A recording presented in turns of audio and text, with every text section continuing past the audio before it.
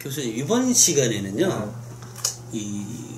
지금 호서대학교에서 입학사정관 교수 입학사정관으로 계시는 거죠? 네. 최근에 교수 입학사정관이 왜 문제가 생겼었잖아요. 그런 분도 계시겠죠. 교통대 그런가? 교통대 네. 결국은 사실 개인의 성품일 것 같아요. 그래 보셔야죠. 그런 게 있죠. 네. 그래서 이번 시간 학생부 종합전형에 대해서 이제 그 학부모들 가운데 일부 학부모들은 이 학생부 종합전형이 공정성, 신뢰성, 야 그게 어떻게 가능하냐, 이런 의문이 있어요. 네. 또 하나는 그거는 결국 한 줄 세우기 아니냐, 결국 네. 평가에서 점수 내서 한 줄 세우는 거 아니냐 이렇게 말씀하시는 네. 분도 계시고요. 네. 이런 부분에 대해서 먼저 한마디 좀 해주시죠. 네, 이제 저희들이 이제 학생부 종합전형이라는 이 제도가 우리나라에 지금 들어온 지가 이제 횟수는 정확히 말씀드리면 이제 4년 차고요. 그 전신이었던 이제 입학사정관 전형이라는 전형 형태가 들어온 거는 이제 10년, 11년 이렇게 지나가는 해가 되는데요. 학생부 종합전형에 대한 이제 학부모님들의 시각은 소위 말하는 항상 보도되는 것처럼 깜깜이 전형이다, 금수저 전형이다, 무엇을 가지고 어떤 기준으로 평가하는지 모르기 때문에 왜 떨어진지를 모르겠다. 이런 말씀들이 보도를 통해서 저희들 많이 봤어요. 저도 이제 입학사정관 중에 한 명으로서 이렇게 제가 직접 평가를 하는 그 개념을 잠깐 말씀드려도 된다면, 저를 가만히 제 가슴에 손을 얹어 놓고 생각했을 때 방금 이야기했던 그런 용어로 제가 평가를 하고 있느냐, 정말 아니거든요. 그래서 왜냐하면 나름대로 기준이 있고 또 교수사정관들이나 혹은 입학사정관님들이 학생을 평가하는 어떤 틀이 있습니다. 그래서 그것도 한 명이 평가를 하는 것도 아니고 적어도 이제 다수 2명 혹은 3명 이상이 참여를 해서 네.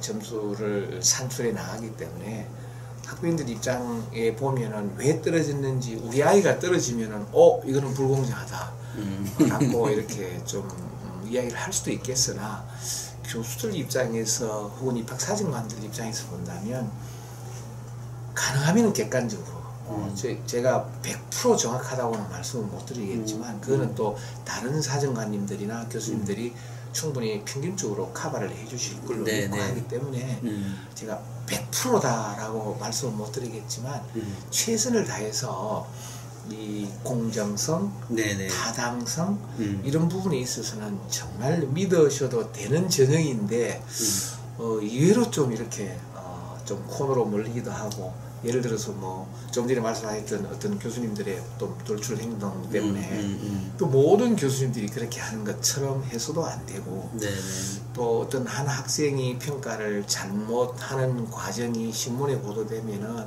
모든 또 학생에 대한 평가가 잘못된 것처럼 이렇게 호도되고 비난의 대상이 되고 하는 것은 우리 사회가 특히 평가에 대해서는 당연히 공정하고 객관적으로 잘 돼야 되는데도 불구하고 그 작은 어떤 티끌들 때문에 전체가 잘못된 것처럼 하는 것도 우리가 한 번쯤은 고려를 해봐야 될 것 같습니다. 네, 참고로 이제 제가 한마디 던지면 저때 그때 학력고사였나요? 어쨌든 지금의 수능은 아니지만 학력고사 세대다.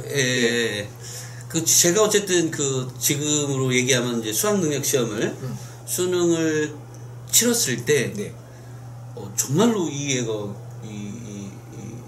교수님 앞에서 죄송하지만 꼴통 중에 꼴통이었단 말이에요. 그래요. 그런데 이 친구가 그 수능을, 그러니까 이 학력고사를 보고 봤을 때 컨닝으로 그 당시에 340점 만점이었는데 그 친구가 296개인가 이렇게 맞아가지고요. 잘 받았네요. 그 국립대학에 차석으로 들어갔어요.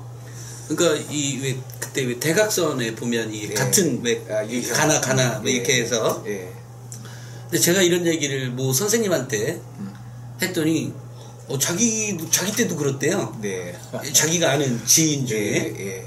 그렇기 때문에 저는 그러니까 이 그러니까 가끔 예.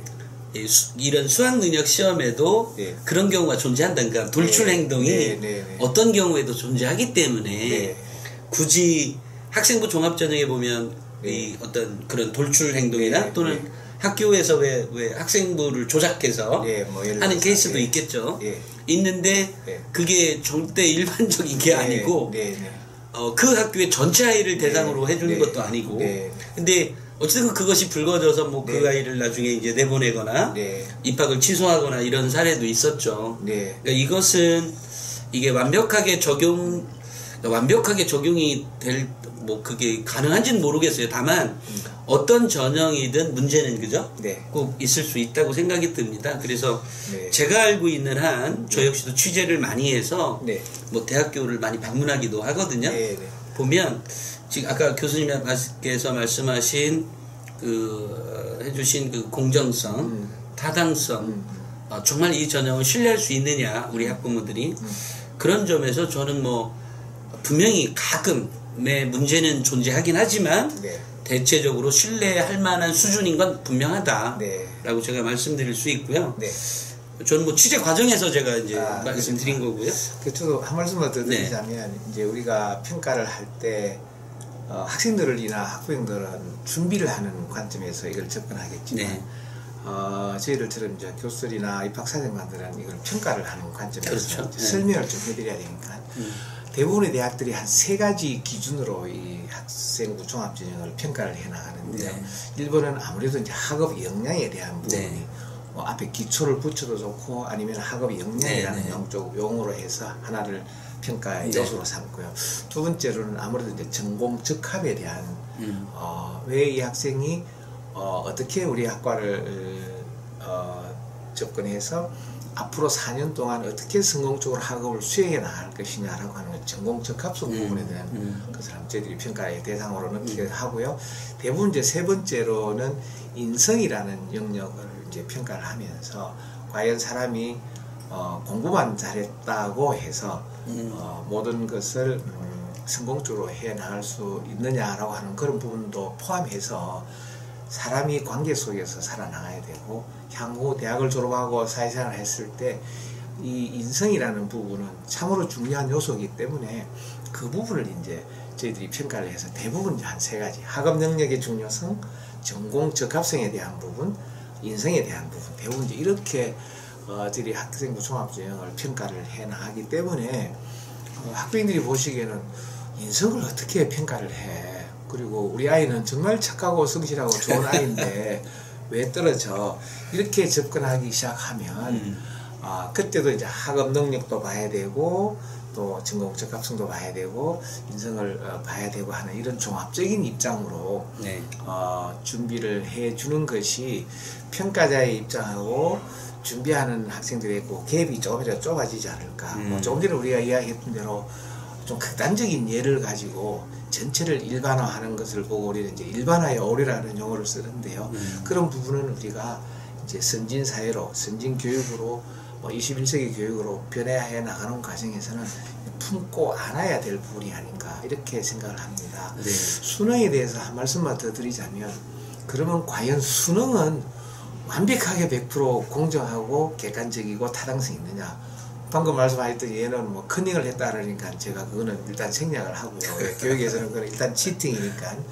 그럼에도 불구하고 수능도 그 학생의 그날의 컨디션을 생각할 수도 있는 거고 혹은 뭐 여러 가지 사정으로 심리적인 부분까지 고려해서 일생에 딱 한 번 치는 시험으로 그날 컨디션이 좋아서 잘 칠 수도 있지만 잘 못 칠 수도 있는데 그 점수 하나만으로 특히 소수점 3자리까지 수능을 이렇게 점수로 카트라인을 잘라 나간다는 것은 과연 그것이 공정하고 객관적이고 타당하냐 하는 것도 한 번쯤은 고려를 해봐야 되기 때문에 우리가 제 입장에서 보면은 좋습니다. 우리가 뭐 오늘은 학생부 종합제 이야기 하다 보니까 요소로 본다면 당연히 학생부 종합제에서 한 요소고 교과 내신으로만 가는 것도 당연히 네. 큰 한 요소고 수능으로만 가는 것도 한 요소이기 때문에 적어도 그 세 가지만 보더라도 내가 내신을 아주 잘하는 내신형이다.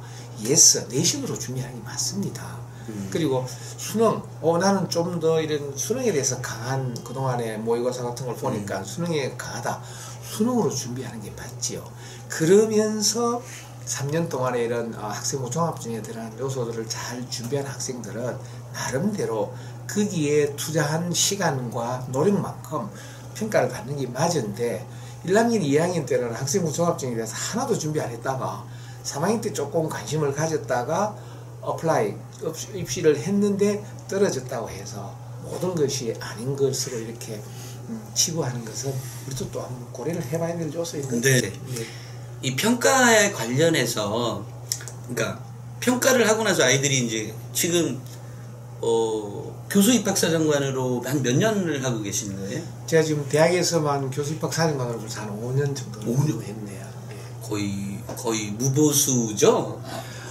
뭐 교수의 보수가 나오니까 네. 이 부분은 저희들이 봉사하는 걸로 봐야죠. 예, 이게 실은 교수님 이렇게 말씀하셨는데요. 네. 실은 제가 다른 학교 취재를 해보면 어떤 곳은 좀 많이 줘서 교수들이 서로 하려는 것도 있고, 그러니까 떨어지기가 싫은 거야. 더 잘하고 싶어서 평가를. 이런 학교들도 있고요. 그 다음에 이제 이 인원이 적은, 모집 인원이 적은 쪽의 경우에는 피곤만 한 거예요, 교수님이. 그럴 수 있고. 심지어는 뭐죠? 이 어떤 평가의 어떤 보너스 요인보다는 피곤만 하니까 그리고 점심은 준대요. 그래요? 그러니까 교수 입장에서 이게 참 난감한 거죠. 연구 시간 잃어버리고 그 평가에는 그렇게 참여를 하니까.